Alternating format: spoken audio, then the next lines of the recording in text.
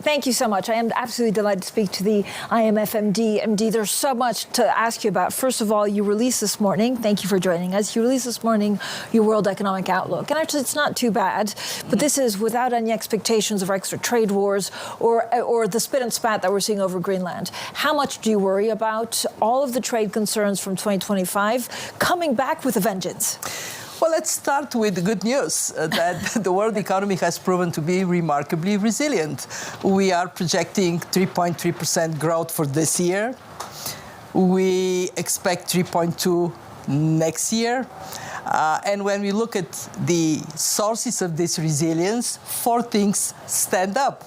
One, trade tensions have not been as dramatic as we feared. Yeah. Two, private sector, incredibly agile. Yeah. Three, and we don't talk enough about it, good policies. The fact that governments have developed tools to act responsibly for AI and the promise it holds. So your question is correct. Would this resilience hold?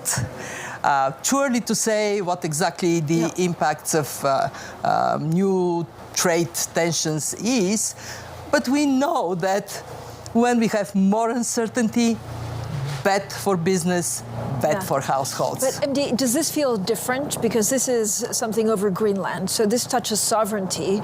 In 2025, what held the economy together is that not many countries retaliated. This could be different.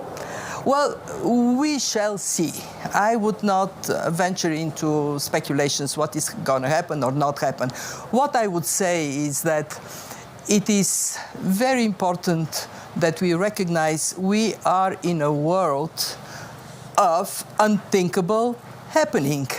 And in this world, I have one advice to people: stay calm, assess with no emotion where you might want to go. How difficult is it to assess the impact on the economy if we do have these extra 10% tariffs on certain European countries? Who would lose? We have run all kinds of simulations of what may happen. And what we do see in this simulation is that we deviate from keeping trade more or less on the right track. That could halt growth down. What I want to stress is that the best way forward, find a path to agreement. And that is going to be good for everybody, everywhere. I mean, there's, again, quite a lot of, I guess, concern on the ground as President Trump arrives here that they've already left 70 international institutions. Are you worried that they could eventually leave the IMF? To be very frank, no. I think we are great institution for the members, 191 of them, including the United States. So let me give you two reasons why I'm not worried. Number one, we cost no money. We actually work like a savings account. The US lends money through us. We pay back with interest. For the last 2 years, the US got $3.1 billion in interest from the on-lending they do with us. Number two, we actually are strictly focused on the economy and on reforms. And that is great for everybody's business, including for the US. And there is no other institution, when there is fire, we come and we put it down. And when you look at the world today, Francine, do you know how many fires we are putting down? Many. 50. We have 50 programs. And of course, our determination is to continue to serve the membership, to be good for business, to be good for households. You mentioned a lot AI in your World Economic Outlook. How much AI investments are you expecting this year to help the global economy? Well, what we are seeing is that the enthusiasm to invest in AI is rewarded by profitability so far. So what we expect is to see continuation of this flow of funding in AI at the cost of investing in many other worthy areas. We are not yet worried about frothing that may be like dot-com bubble, but we are cautioning people that they really need to follow very closely the productivity impact of investing in AI. So far, there have been gains, but will they be sustained?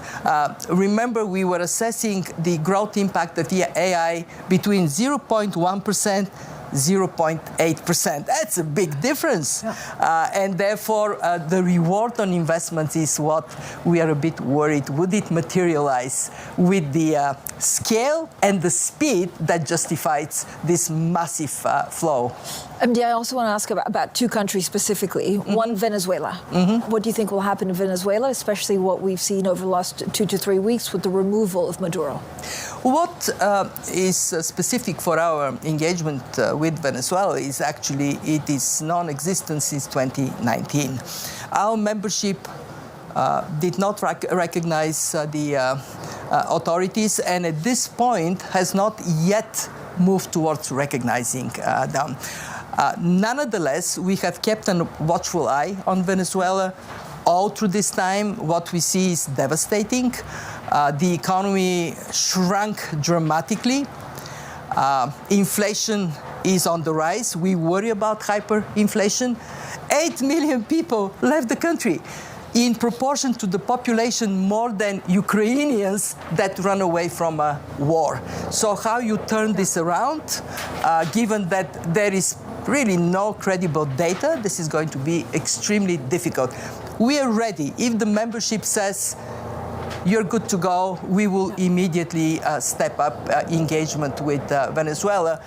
And I can tell you, for the people of Venezuela, I just hope that there would be that kind of progress soon. You've just come back from a trip to Ukraine. Mm-hmm. There's a lot of talk here that actually Ukraine is being forgotten, maybe at the margins because of everything else that's going on. Can you update us on your program there and whether you see the resolve from European leaders to actually do enough? Let me first say that going to Ukraine was very sobering because this is the worst winter, minus 20 degrees Celsius. This weather here is paradise in comparison. The city is cold, dark, but functional. And that impressed me tremendously, that the streets are cleared so people can go to work, traffic lights work, and actually everybody I talked to shows tremendous strength. I went to visit a power plant that was bombed. How cruel could you be to deprive kids from a chance to go to school because there is no heat, there is no electricity?